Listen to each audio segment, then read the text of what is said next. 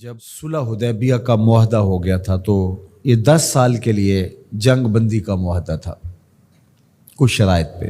تو اس کے بعد پھر مسلمان بھی کفار کی جانب سے جو آئے روز کی لڑائیاں تھیں ان سے فارغ ہوئے اور مختلف بادشاہوں کو خطوط لکھنے لگے اور وفود بھیجنے لگے.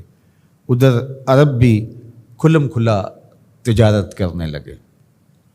تو کیسر روم ہرقل یہاں آیا ہوا تھا. یہ شام علاقہ تھا اس وقت سلطنت روم کا، جسے رومن امپائر کہتے ہیں، اس کا حصہ تھا اس وقت شام. تو وہ یہاں دورے پہ آیا ہوا تھا. تو حضرت داہیہ کلبی کو خط دے کر کے اسلام کی دعوت کے ساتھ حضور علیہ السلام نے بھیجا تھا.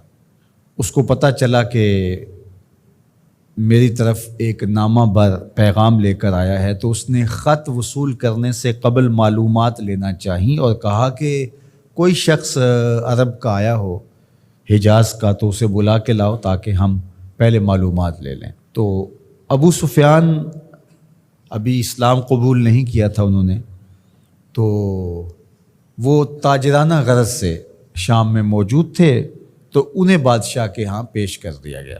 تو کیسر روم نے ان سے کچھ سوال کیے تھے اور کہا تھا کہ تم درست جواب دو گے، اور ان کے ساتھی کھڑے کر دیے تھے کہ اگر درست جواب نہ دیں تو آپ ٹوک دینا. تو ان سے جو سوال پوچھے گئے انہوں نے وہ درست جواب دیے.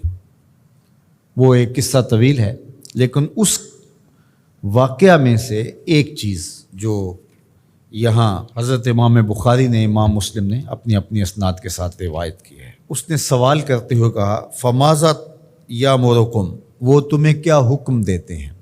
ابو سفیان کہتے ہیں کہ میں نے کہا کہ وہ کہتے ہیں اعبدوا اللہ وحدہ ولا تشرکوا بہ شیئا، صرف اللہ کی عبادت کرو اور اس کا کسی کو شریک نہ ٹھہراؤ. وَاتْرُكُوا مَا يَقُولُ آبَاؤُكُمْ، اور جو تمہارے آباء و اجداد کہتے ہیں اس کو ترک کر دو، وہ بت اور وہ سب کچھ ختم. اور وہ ہمیں نماز کا حکم دیتے ہیں. وَالصِّدْقِ، اور سچ بولنے کا حکم دیتے ہیں. والعفاف، اور پاک دامن رہنے کی تلقین کرتے ہیں. والصلہ، اور رشتہ داروں کے ساتھ اچھا سلوک کرنے کا حکم دیتے ہیں.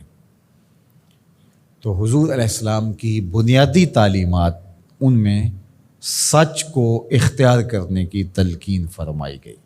پھر وہ اس نے جب سنا تو اس نے کہا یہ علامتیں جو آپ نے بتائی ہیں اور جس طرح کی تعلیم یہ دے رہے ہیں، یہ سچے نبی کی ہی علامت ہو سکتی ہے. تو ہمارے دین نے ہمیں سچ بولنے کی تلقین کی، سچائی کے ساتھ کاروبار کرنے کی تلقین کی، ایک دوسرے کے ساتھ معاملات میں، رویوں میں، طرز زندگی میں، انداز معاشرت میں ہمیں سچ کو اختیار کرنے کی تلقین کی. اور گواہی دیتے ہوئے، حلف اٹھاتے ہوئے، کسی معاملے کے اندر بات کرتے ہوئے، حتیٰ کہ مزاح میں کلام کرتے ہوئے بھی ہمیں جھوٹ بولنے سے روکا گیا، منع کیا گیا، اور ہمیں شدت سے اس بات کی تاکید فرمائی گئی کہ تمہاری زندگی سچائی کے ساتھ جڑی ہونی چاہیے، اس لیے کہ یہ طمانینت قلب کا ذریعہ ہے، سکون باطن کا سبب ہے، اور اندر کے عدم اضطراب کا ذریعہ ہے. اور اگر جھوٹ بولو گے تو جھوٹ تمہاری طبیعت کے اندر بے قراری، بے چینی، اضطراب اور اضطرار پیدا کرے گا، اور تم کبھی بھی سکون آور زندگی نہیں پا سکو گے. تو جھوٹ کی زندگی ہمیشہ بے چینی کی زندگی ہوتی ہے، سچ کی زندگی جو ہے وہ ہمیشہ قرار اور تسکین کی زندگی.